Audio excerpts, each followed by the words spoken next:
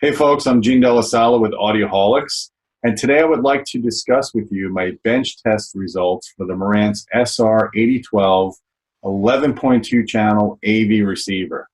Now I know some people are going to be bitching about the sound quality of this video. Unfortunately, the program I'm using to do the screen sharing does a lot of compression. It's not my microphone, so if you want to bitch about it, don't bitch to me, bitch to Putin, because apparently he's our buddy now. But anyway, I don't want to digress on that. I would like to talk to you about the test results of this fine receiver. And what I'm going to do is share with you my review that I'm working on to give you the scoop first before the actual editorial review goes live. So a couple of things people are asking me about this receiver is how does it compare to a Denon AVR 6400? Because as you know, Marantz and Denon are sister companies and they share technologies. Well, I put together like a little comparison here that you guys can see. I'll zoom in a little bit more. Some of the major features differences between the SR8012 and the 6400 Denon, which sells for about $800 less. The Marantz sells for $3,000. The Denon sells for $2,200. What you're getting for the extra $800 is you're getting the Marantz HDAM SA2 current feedback topology preamp between the preamp and power amp. That's their little preamp circuit that they claim is audiophile. Not really sure what to think about that other than, you know, I've seen some good measurements on their HDAM stuff in the past, so I'm not going to really dwell too much on that. But the real meat and potatoes here is with the 8012, you do get bigger power supply capacitors. You get 22,000 volts times 2, 81 volt, versus 15,000 volt times 2, 73 volt capacitors. And the larger voltage capacitors gives the amplifier more headroom to deliver more power.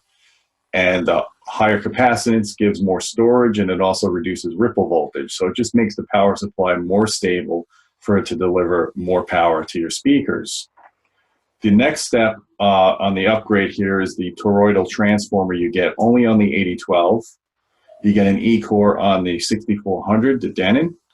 Now, you know, typically comparing toroidal to E-core should be apples to apples as long as either transformer doesn't saturate, which means it doesn't try to deliver more current than it's capable of. Typically, when they do saturate, there's benefits to the toroidal transformer over the E-core. It also controls the flux better, keeps the noise more internal, whereas the E-core kind of radiates it more out.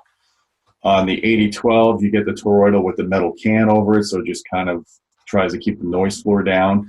You also get a bigger power supply capability with the 8012. It's 835 volt amps as opposed to 750 volt amps, which is kind of like the wattage. I don't want to get too far into the details of explaining power factor and stuff like that, but let's just say that one power supply is close to 840 watts and the other one's about 750 watts.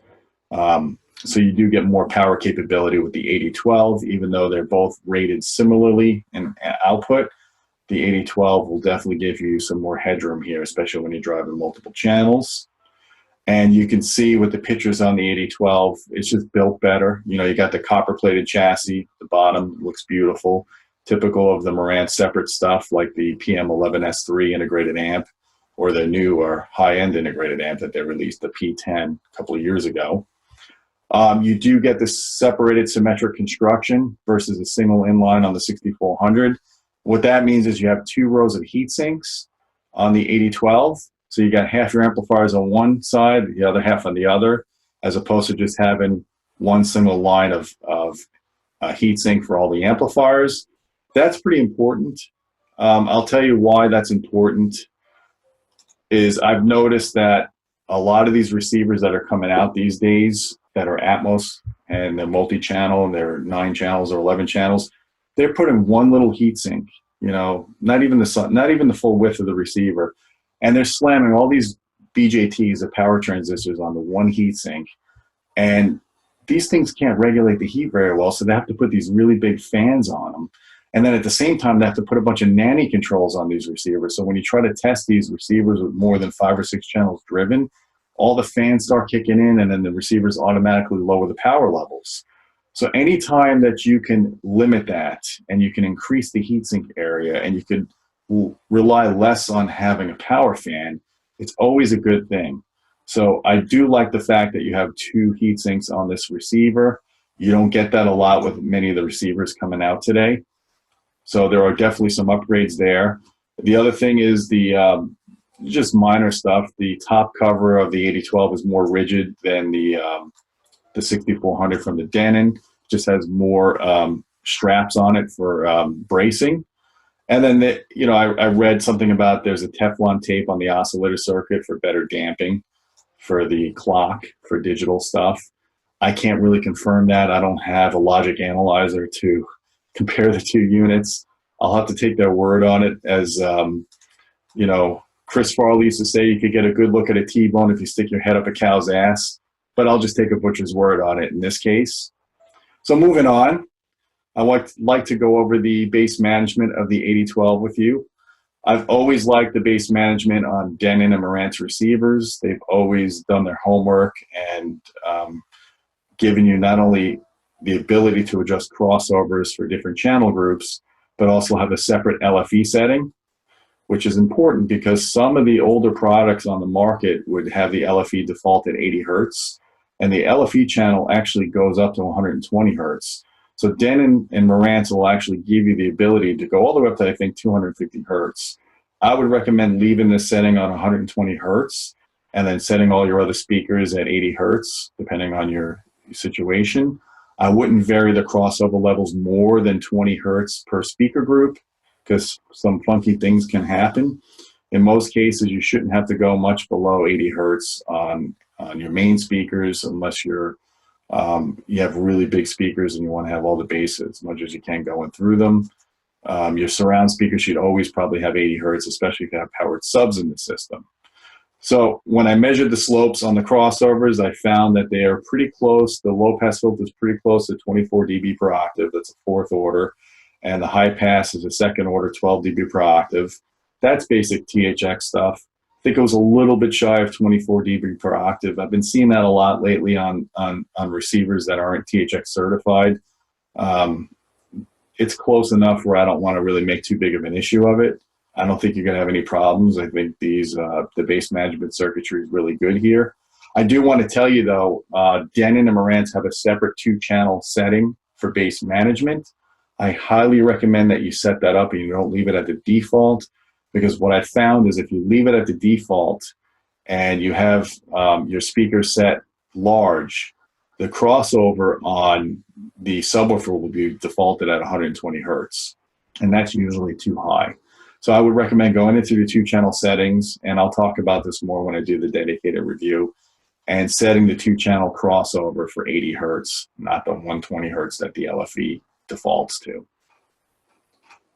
And by the way, I did all these measurements on the Audio Precision APX 585 HDMI analyzer. I do all of my tests on this very sophisticated analyzer, and I spoke about it in a prior video if you guys are wondering about our test rig here. I don't have screenshots really to show you about the eco mode.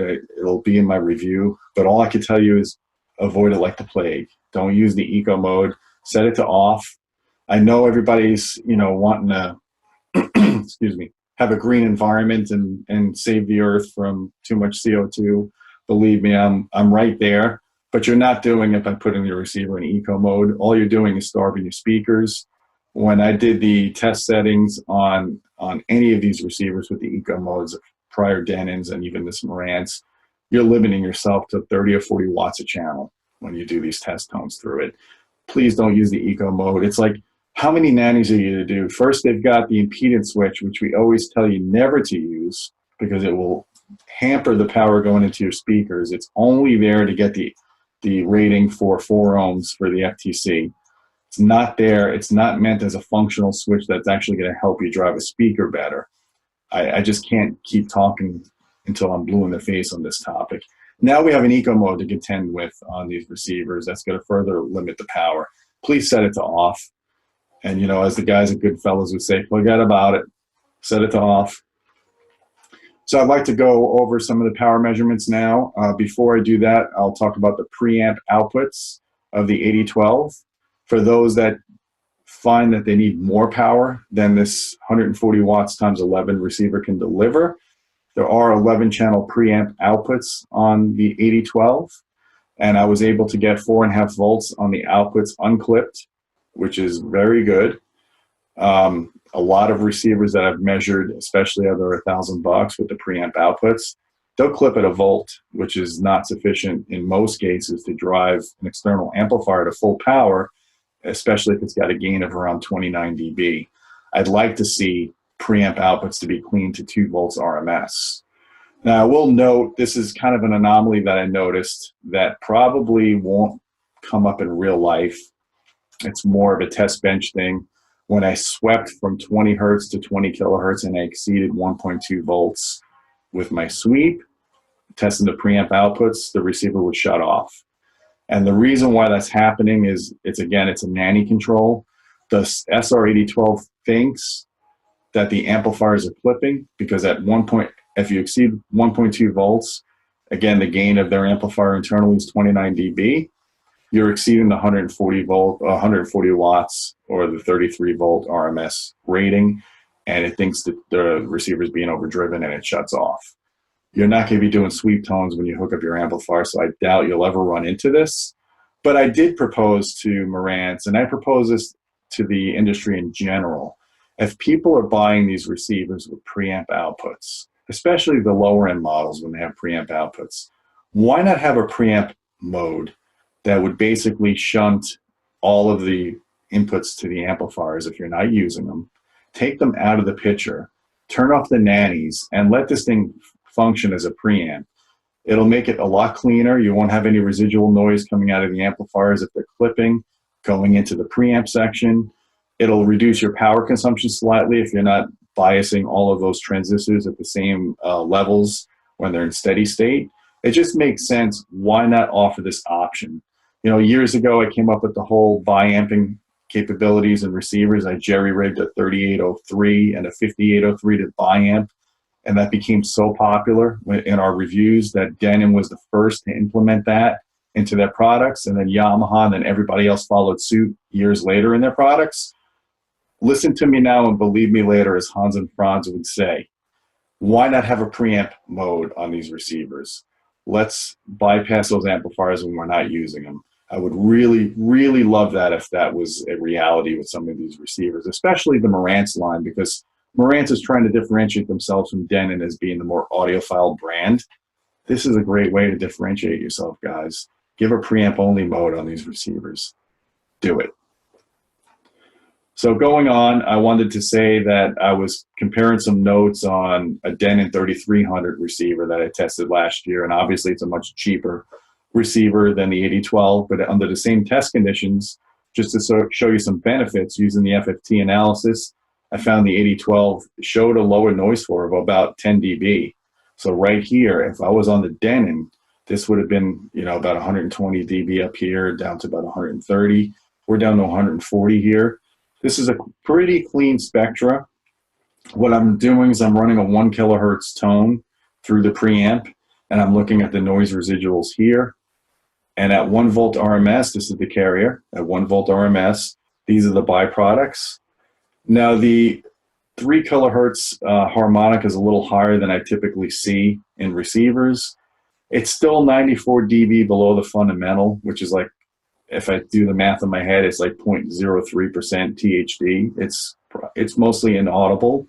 This is more academic than I'm surprised to see the levels a little higher than usual, especially on a Denon Marantz product. Not a showstopper by any means, but I just wanted to note that it's overall it's a pretty clean signal, low noise floor. And then I did a pure direct mode frequency response here, just to show you guys. Basically, the 3 dB point of the 8012 preamp outputs is over 60 kilohertz, which is, you know, 3 times the bandwidth of human audibility. I don't think you'll have any problems with this thing driving your speakers and losing any high frequency detail. The great thing about it is the channel-to-channel deviation was excellent. It was plus or minus 0.1 dB from 20 to 20 kilohertz. I've seen some receivers where this would vary pretty substantially channel to channel, and that wasn't the case with this Marantz 8012. Channel tracking was excellent on here. I really think that's a good measurement right there. And then I did a signal to noise ratio, and I ran different combinations of it depending on what you guys are used to seeing. Just using the analog direct mode with a 200 millivolt input, 1 volt output. I got 92 dB, and that is unweighted. If I use a weighting, like you see a lot of times in specs, if you look at the specs of a receiver, or you look at some of the print magazines, they use a weighting. I tend to do both because I'd like to see how much the A weighting really helps to see what kind of noise is inside the receiver that's polluting it. And, you know, usually you see about a 6 or 7 dB improvement with A weighting. So this is pretty typical here. This is a good measurement. Anything really above 80 dB for 1 volt output like this SNR is really good. This is a quiet receiver. I don't think you're going to have any problem with hissing, especially if you use high efficient speakers like a Klipsch, or some of the DefTech towers are pretty high efficient. On noisy preamps or amplifiers, you will hear some hissing a few feet away from speakers like that if you have a noisy preamp. I don't think you can have a problem like that with the 8012. So I want to show you some of the power measurements I did. I do 3 different types of power measurements. I do continuous full power bandwidth, which you don't find typically any of the print magazines to do. I actually sweep from 20 to 20 kilohertz, 8 ohms, and 4 ohm loads. And I do a pretty slow sweep, so I allow the amplifier to really be driven hard. I, of course, precondition the amplifiers before I do the tests. I run them at about a third power for a few minutes to warm everything up. And then I do the typical 1 kilohertz power sweep. These are the sweeps you see mostly in the print magazines when they test 2 channels, 5 channels, or all channels driven. They test it at 1 kilohertz, and they do it for power versus distortion. So I do that to show you guys so you can compare apples to apples with other magazines if I don't review something and they happen to review it. And then I do a dynamic power test. It's called a burst test. This tries to simulate more of what program material, music program material you have. It's a useful test because if you get a really high power dynamic rating here, it shows you that the power supply has good overhead to it. So, you know, for musical peaks, you will have the ability to drive those peaks and not clip them. Well, the first test I did here was a continuous full power bandwidth. And you can see I actually show you the power versus frequency. And I did this for under 1% THD. I look at all the endpoints and I pick, you know, 1/3 octave data points and make sure that every level here is under 1% distortion when I do the sweep. The 8012 is rated at 140 watts a channel. I was able to deliver about 150 watts a channel, full bandwidth from 20 to 20K. Now, I don't regulate my line voltage. I do monitor it with an RMS meter, but because I don't regulate my line voltage, and some of the print magazines do, and some of the manufacturers do when they do their tests, obviously for more consistency, they want to have an ideal condition. They will typically get higher power numbers than I do. Mine's more real world. Mine's more what you expect to see in your home. So just realize that if you see a model on another magazine that gets similar power ratings, like say an SR7012, gets similar power ratings to what I have here, it's because probably they're doing line regulation and I'm not. Here we have the 7-channel, all channels driven, 1 kilohertz sweep. This thing had some good power. It was delivering 96 watts a channel, almost 100 watts a channel with 7 channels driven, and 86 watt at 1%, and then 86 watts at 0.1%. That's pretty good. I mean, I got to give them credit. This is a pretty solid, powerful unit here. It's obvious that that big transformer paid off for them, and it's obvious that the heat sinking area paid off for them because I ran this test multiple times and I didn't have any problems with nanny controls trying to take over. And then the cool thing here is I ran that burst test I was telling you about, the dynamic power test, and I was able to get, you know, over 340 watts at 4 ohms with 2 channels driven in this test. So you got plenty of headroom here to drive most speakers. So what I did was I tabulated all the results here. You can see the continuous full power bandwidth. This receiver put out over 215 watts with 2 channels driven, 20 to 20K. It's able to drive 4 ohm loads. And please pay close attention to my reviews going forward because some of the receivers I'm testing, even at the $1,400 level, I do not recommend with 4 ohm speakers. I could say that I recommend this receiver with a 4 ohm load. I don't see any problems with it. I think there's plenty of margin here, especially if you're bass managing your speakers and you're using moderately efficient speakers, 86 dB sensitivity or higher. And then you can see all my sweep results, one channel driven, 155 watts at 1%. You guys can read. I don't have to sit here and go over every little result. But most of the time, people want to know about 5 channels driven, and this thing put out some good power. I was really impressed with this here. And then I even checked with Marantz because they have a 70% rating on their website. I wasn't sure what that meant. And they claim that whatever the 2-channel rating is, they guarantee that they will deliver 70% of that power with 5 channels driven. So in this case, that'd be 98 watts. And my test confirmed 95 watts times 5, basically, and 105 at 1%, depending on where the distortion curve that they're rating this at. And then they actually sent me their test data when I asked them.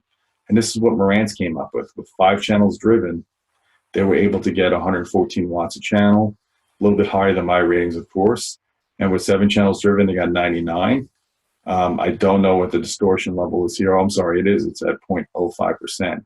So their distortion level, again, is lower than mine because they are probably regulating the line. But, we're splitting hairs here. This is a very good rating regardless. They're meeting their 70% requirement. A lot of receivers these days don't. So you got to give Marantz some kudos to that. And then I did an FFT distortion at 1 watt to show how clean the amplifier is. I'll zoom in a little bit. And it's pretty good. This is the second order harmonic is the one that's leading in this case. And it's down 95 dB from the fundamental. So that's inaudible. I know you see these little spikes and you're like, oh, that's terrible, but it's really not that bad at all. I think that's a good result. And another cool thing I'd like to point out, because they use the monolithic amp construction where they have each amplifier channel on its own card, there's actually some benefit to that. I got to give Marantz some credit and Denon as well for doing that, because I typically measure crosstalk channel to channel on receivers. I only get about a minus 50 dB at 20 kilohertz on most receivers. These guys are down minus 60, minus 65 dB. And what this crosstalk measurement does, most of the time you'll see people doing crosstalk with only 1 channel driven and they'll check the next channel. I drive all the channels. In this case, we're doing 7-channel tests. So I drive all 6 channels with, I call them the disturber, and I check the channel that's undriven and see how much bleed over there is to that channel. And this is an excellent result. I'd say anything over minus 50 dB at 20K is really good. And especially at the lower frequencies where we're more critical at hearing that kind of stuff, you're down to minus 70 dB in the critical mid-range area. This is a good measurement, especially for an 11-channel receiver with everything going on inside of it. I give my hats off to them to do a good job there. Yeah, and that's about it. So I think I'm impressed with the measurements on this receiver. I'm looking forward to actually hooking it up now and doing some listening tests and also checking out the Odyssey Editor app. So guys, I think we're done with this video. Why don't you let me know what receiver you're running, what other receivers you would like to see me test bench, and any recommendations you'd like to see. If you think I'm not doing every test you'd like to see, if you want to see other types of tests, perhaps for me to include in future reviews, give me some feedback in this video, guys, because I always kind of look to improve my test procedures anyways. So guys, until next time, keep listening.